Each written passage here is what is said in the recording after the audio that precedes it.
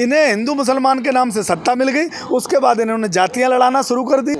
बाबा योगी आदित्यनाथ जी जब से मुख्यमंत्री बने हैं तब से लठ उनका और गोली चल रही है उनकी। ठोंको क्या है, ठोंको की जो भाषा बोले थे वो जिस दिन प्रधानमंत्री बने थे, और या तो क्रिमिनल जो हैं या तो उत्तर प्रदेश छोड़ के चले जाएं और या फिर ठोक दिए जाएंगे। तो मुझे लगता है कि न तो उत्तर प्रदेश छोड़ के गए वो, और न वो ठोके गए, वो सिर्फ भारतीय जनता पार्टी में शामिल हो गए। उत्तर प्रदेश नंबर 1 आप देख नहीं रहे बलात्कारों से है, उत्तर प्रदेश नंबर 1 क्राइमों से है, चेन झपटी से है, उत्तर प्रदेश में बेटियों के साथ छेड़छाड़ होती है, उत्तर प्रदेश में भारतीय जनता पार्टी के नेताओं से भारतीय जनता पार्टी की महिलाएं सुरक्षित नहीं है। नमस्कार, आप देख रहे हैं न्यूज़ MX। मैं आपके साथ राशिद गाज़ीपुर बॉर्डर पे मौजूद है, और किसानों ने जिस तरह से ऐलान कर दिया है कि गाज़ीपुर बॉर्डर की तरह लखनऊ में भी किसान यहाँ से जाएंगे और वहाँ भी आंदोलन करेंगे। तो वहीं बीजेपी के तरफ से ट्वीट किया गया है कि यहाँ पे लठ रखा गया, वो भी तेल लगा करके। तो यहाँ किसान ने उन लोगों से बातचीत करते हैं, और ख़ास करके किसान नेता राकेश टिकैत को धमकाया गया है। सर, किस तरह से देख रहे हैं? बीजेपी तो कह रही है कि तैयार है लठ लेकर के, आइए लखनऊ। तो क्या हुआ, ये तो जब से हमारे बाबा योगी आदित्यनाथ जी जब से मुख्यमंत्री बने हैं तब से लठ उनका और गोली चल रही है उनकी। ठोंको क्या है, ठोंको की जो भाषा बोले थे वो जिस दिन प्रधानमंत्री बने थे, और या तो क्रिमिनल जो हैं या तो उत्तर प्रदेश छोड़ के चले जाएं और या फिर ठोक दिए जाएंगे। तो मुझे लगता है कि न तो उत्तर प्रदेश छोड़ के गए वो, और न वो ठोके गए, वो सिर्फ भारतीय जनता पार्टी में शामिल हो गए।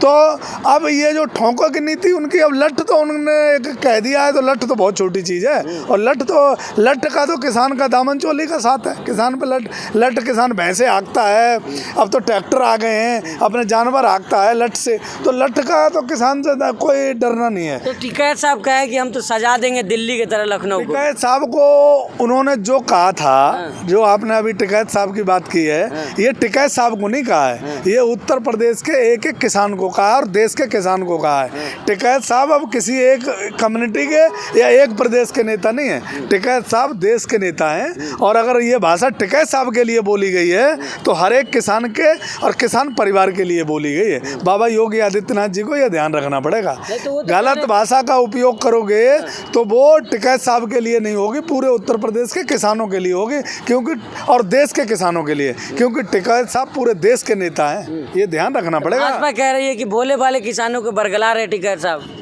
टिकैत साहब बरगला रहे हैं। टिकैत साहब अगर बरगला रहे हैं तो किसान यहाँ एक एक कानून के बारे में टिकैत साहब को रोज बताता है कि साहब आज ये हुआ, आज ये हुआ, और टिकैत साहब सबको समझाते हैं। तो जो किसान लगता हो नहीं कि बरगलाया गया है, वो उस किसान से भारतीय जनता पार्टी के लोग या जो सरकार के लोग जो कहते हैं कि कानून समझा नहीं पाया, वो कानून समझने का काम करे। और ये भारतीय जनता पार्टी के लोगों ने, यहाँ तक कि बाबा योगी आदित्यनाथ जी उत्तर प्रदेश के मुख्यमंत्री हैं, अगर किसी से किसान से कानून का जो ड्राफ्ट आया है उसके बारे में बात कर लें, और वो कानून को अगर पूरा जानते हो तो जो मर्जी सज़ा दे देना। उन्होंने कानून पढ़े ही नहीं, उन्होंने सिर्फ ठोकना और ठुकाना और लठ आता है उनको। बाकी जो लॉजिकली की बात है, लॉजिक की बात है, कोई नहीं आती है। अगर लॉजिक की बात होती तो वो आज उत्तर प्रदेश के किसानों के साथ होते, क्योंकि चुनाव उत्तर प्रदेश में है। और मैं तो ये कहता हूँ कि बाबा योगी आदित्यनाथ जी महाराज, आप इस कानून का ऐलान कर दो कि उत्तर प्रदेश में ये कानून लागू नहीं होगी, केंद्र कानून बनाई, आप किसानों के साथ आ जाओ, आपकी उसी में भलाई है। नहीं तो किसान आपके लोगों को गांव में नहीं घुसने देगा। शहर तुम्हारा है, गांव हमारा है। ये किसान अपनी नस्ल और फसल की लड़ाई लड़ रहा है, अपने बच्चों के लिए लड़ाई लड़ रहा है, 2 वक्त की रोटी के लिए लड़ाई लड़ रहा है। गाँव में जो व्यापारी, छोटा व्यापारी रहता है, गाँव में जो किसान का बेटा रहता है, उसको 50 रुपये की 2 रोटी मिलने वाली है, उसकी लड़ाई लड़ रहा है। जैसे पेट्रोल का, डीजल का रोज रेट बढ़ रहा है, वैसे ही आने वाले समय में रोटियों का रोज रेट बढ़ेगा। इसलिए ये लड़ाई लड़ रहा है किसान कोई ऐसे ही नहीं बैठा। मैं भगवान राम से प्रार्थना करता हूँ कि भारतीय जनता पार्टी के लोग और सरकार में बैठे बाबा योगी आदित्यनाथ जी को सद्बुद्धि दे, कानून समझ में आए और वो किसानों के साथ आए। सर, तो मेन स्ट्रीम मीडिया में तो चल रहा है कि ये टिकैत क्या चाहता है, दिल्ली की तरह लखनऊ जलाना चाहता है। मेन स्ट्रीम मीडिया में कौन लोग बैठे हैं? वो लोग बैठे हैं, या तो वो लोग बैठे हैं जिनके मालिक चोर पैसे लेके भाग चुके हैं, या वो लोग बैठे हैं जो 12,500 करोड़ रुपए का खजाना केंद्र सरकार का जब्त कर रहे हैं, खा रहे हैं, वो लोग बैठे हैं। और उन लोगों का पैसा दे के मुँह बंद कर दिया जाता है, और फिर भी अगर वो मुँह चलाते हैं तो शाम को उनको गर्दन पकड़ ली जाती है।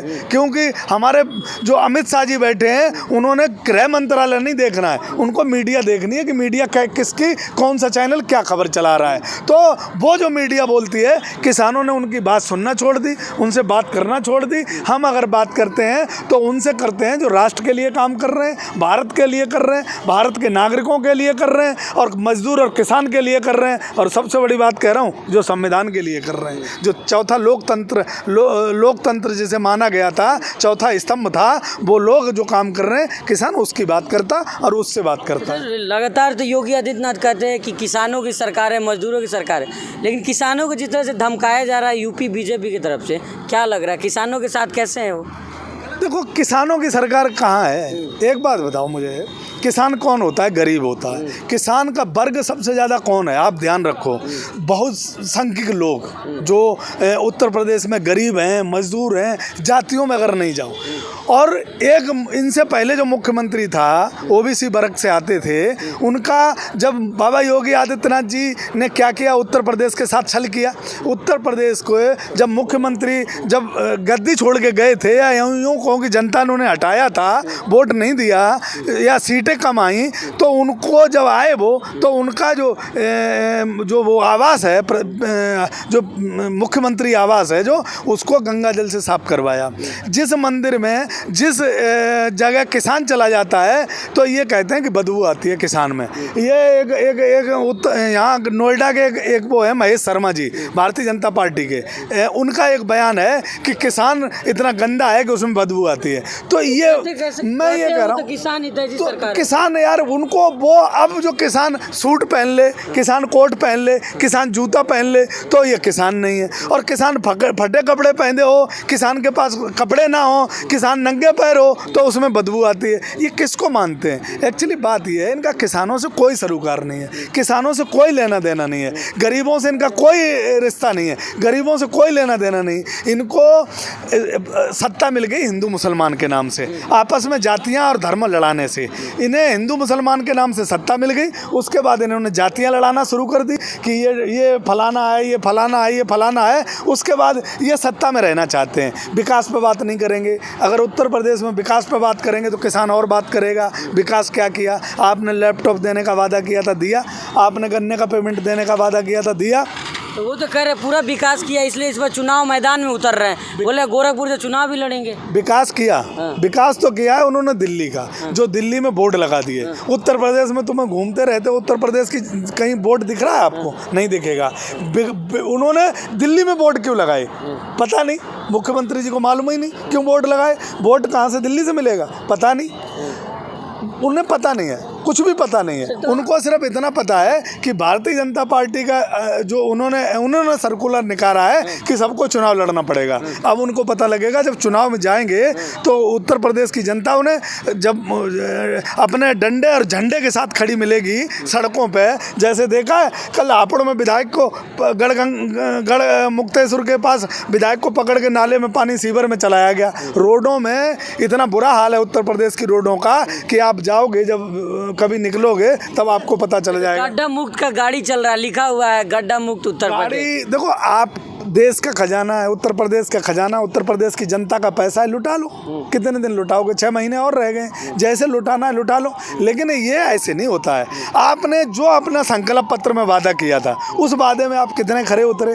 आपने कानून जो बनाए हैं उसको कितना लागू किया? आपने बेटियों की जो सुरक्षा का गारंटी ली थी, वो रोमियो फोर्स बनाया था, वो कहाँ है आज? आपने हर एक गाँव एक गोद लेने की बात की थी, वो उसका क्या हुआ?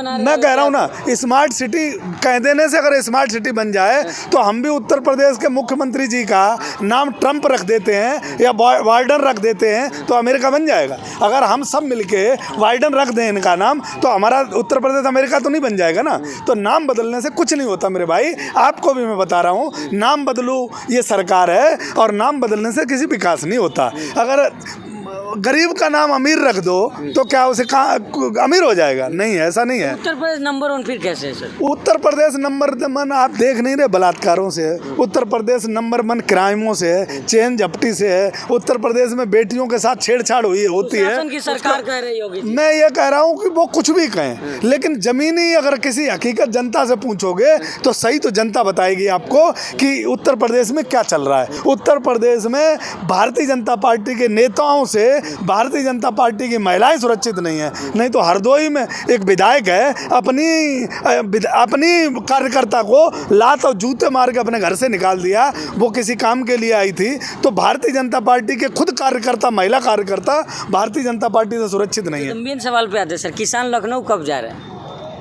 देखो, अब किसान पंचायतें शुरू हो रही हैं उत्तर प्रदेश के अंदर, क्योंकि किसान ने यह समझ लिया है कि सरकार वार्ता के लिए तैयार नहीं है। सरकार सिर्फ सदन में खड़े होकर या मीडिया में खड़े होकर ये कह देती है कि हम तैयार हैं, लेकिन किसान ये पूछता है कहाँ आना है बात के लिए, तो सरकार बताती नहीं है और किसान को बुलाती नहीं है, जगह नहीं बताती है। मिल जाएगी सरकार। मैं कह रहा हूँ ना आपसे, तो अब किसान महापंचायत अपनी शुरू कर रहा है, गाँव-गाँव, गली-गली, क्षेत्र-क्षेत्र और उत्तर प्रदेश के हर जिले में, हर मुख्यालय पे। और उसी में एक 5 तारीख का एक महापंचायत है यहाँ मुजफ्फरनगर सिसोली में। उस पंचायत के बाद ये तय करेगा किसान कि किस क्षेत्र से लखनऊ में जाना है या नहीं जाना है। ये महापंचायत में किसान कोई एक फैसला नहीं लेता, ये पूरी का पूरा संयुक्त मोर्चा और किसान समूह जो हैं, किसान संगठन जो हैं, छोटे छोटे करीब 500 संगठन हैं, वो सभी फैसला लेते हैं। और बाद में उत्तर प्रदेश के जो हमारे टिकैत साहब हैं, हम लोगों को आदेश करेंगे, निर्देश करेंगे। हम लोग जैसे वो कहेंगे उनकी गोली में दम है तो गोली मारे। भाजपा तो लट लेके तैयार है, आप लोग क्या तैयार? मैं ये कह रहा हूँ, बाल खींचने उन्हें बाल खींचे, लठ मारना है लठ मारें, ठोकना है ठोकें, धोना है धोएं, सैनिटाइजर मारें। ये क्या हुआ था? जो बच्चे यहाँ से 1800 किलोमीटर जा रहे थे पैदल, उत्तर प्रदेश की सरकार ने और उत्तर प्रदेश की पुलिस ने उनको क्या दिया था? उनको लठ दिए थे, उनको सैनिटाइजर से धोया गया। कुछ तैयारी होगी ना? किसानों की क्या तैयारी? किसानों के पास क्या है? उन्हें ट्रैक्टर, हमारा टैंक दिखता है, यही हमारी तैयारी है। सरकार को इतनी डरी हुई सरकार है कि हमारा ट्रैक्टर सरकार को टैंक दिखता है। सरकार के पास अगर डंडा और झंडा है, वही तोप दिखती है उन्हें। तो ये सरकार की दहशत है, सरकार को डर है और सरकार किसानों से डरी हुई है। उत्तर प्रदेश के चुनाव में सरकार डर के वोट मांगेगी, नहीं तो तुम देख लेना सरकार का विरोध हर मोहल्ले में, हर गली में, हर कूचे पे होगा, क्योंकि किसान की नस्ल और फसल की लड़ाई है हमारी। मैं फिर कहता हूं आपसे कि उत्तर प्रदेश की जनता, भारतीय जनता पार्टी के लोग उस ड्राफ्ट को जरूर पढ़ लें, जो ड्राफ्ट योगी वो का नाम वहाँ प्रधानमंत्री कार्यालय में और अडानी अंबानी के यहाँ से आया है। वो ड्राफ्ट इन्होंने जो कानून बना दी है उसको भारतीय जनता पार्टी के लोग जरूर पढ़ें। और उस ड्राफ्ट में जो जमीन जिनके पास है 2 बीघे, 4 बीघे, 10 बीघे, 50 बीघे, उनको जरूर पढ़ना चाहिए कि वो ड्राफ्ट किसी के लिए हानिकारक है। उत्तर प्रदेश की जनता की नस्ल और फसल की लड़ाई है। ये हमारी रोटी, हमारा अनाज गोदामों में बंद करेंगे तो डीजल और पेट्रोल की तरह डेली दाम बढ़ेगा, रोटी और सब्जी का भी। अच्छा सर, आखिरी सवाल है, योगी आदित्यनाथ तो कह रहे हैं किसानों का कोई असर नहीं है, बस बागपत हम हारे हैं, बाकी सब तो हम जीत ही गए। कहाँ जीते? जमीन में 850 विपक्ष ले गया है, 850-900 सीटें विपक्ष ले गया है। 500 सीटें ये जो विधानसभा उसकी सदस्य की हैं, जो बीटीसी सदस्य जीतते हैं, 500 सीटें जीते हैं। 500 सीटों में उन्होंने पूरे जिले में एसपी ने और डीएम ने चुनाव लड़के अपने जिला पंचायत सदस्य बना लिए। एसपी-डीएम ने चुनाव लड़ा? हाँ, एसपी-डीएम ने लड़ा। देखा नहीं आपने? आपको मारेंगे, डंडा करेंगे, किडनैप कर लिया, उठा लिया, बीटीसी सदस्यों को खरीद लिया, नहीं तो दलितों को अपहरण कर लिया गया, पर्चा नहीं भरने दिए गए। ये तुम्हारी जीत नहीं है, इसको जीत नहीं, ये कायराना हरकत कहते हैं। मैं कहता हूँ ना, कायराना हरकत कहते हैं। किसी एक आदमी को पुलिस और प्रशासन लगा के और उसे किडनैप करके उसे मार दो तो इसे हम वो नहीं कहते हैं, इसे कायराना हरकत कहते हैं। एक बीटीसी को इतना फोर्स भारतीय जनता पार्टी के लोग उठाने आए और उठा के उसे पर्चा नहीं भरने दिया गया, प्रस्ताविक उठा लिए गए। ये इन चीज़ों से कहीं चुनाव नहीं लड़े जाते हैं। अब विधायकों को जो चुनेगी सीधी जनता चुनेगी, और जब जनता वोट डालेगी तो जिसे देगी ना छप्पड़ फाड़ के देगी। भारतीय जनता पार्टी को दिया था तो बहुत उम्मीद और आशा के साथ दिया था, भारतीय जनता पार्टी विफल रही। बाबा योगी आदित्यनाथ जी फेल रहे उत्तर प्रदेश को समझने में और उत्तर प्रदेश को चलाने में। उत्तर प्रदेश के युवा की नस नहीं समझ पाए, किसान की मजबूरी नहीं समझ पाए और मजदूर की मजदूरी नहीं दे पाए। कानूनें हमारे खिलाफ गलत बना दी और मजदूर का लेबर लॉ ख़त्म कर दिया, सब कुछ उत्तर प्रदेश को बर्बाद कर दिया। उत्तर प्रदेश में कोई नया मुख्यमंत्री आएगा, किसान का बेटा आएगा, वो उत्तर प्रदेश की कमान संभालेगा, तो उत्तर प्रदेश को संभालने में भी समय लगेगा, क्योंकि इतने बड़े गड्ढे कर दिए इनने कि उत्तर प्रदेश जहन्नम में मिला दिया। चलिए, बहुत शुक्रिया सर। धन्यवाद। तो ये थे हमारे साथ किसान जो बता रहे थे कि लखनऊ जाने की तैयारी पूरी हो चुकी, सरकार चाहे डंडे मारे या सैनिटाइज़र बरसाए, लेकिन ये लोग लखनऊ जरूर जाएंगे। और टिकैत साहब ने जिस तरह से बयान दिया है तो यहाँ किसान महापंचायत होगी, उसके बाद निर्णय लिया जाएगा कि लखनऊ ये लोग जाएंगे कि नहीं। गाज़ीपुर बॉर्डर से न्यूज़ MX के लिए मैं राशिद कमाल।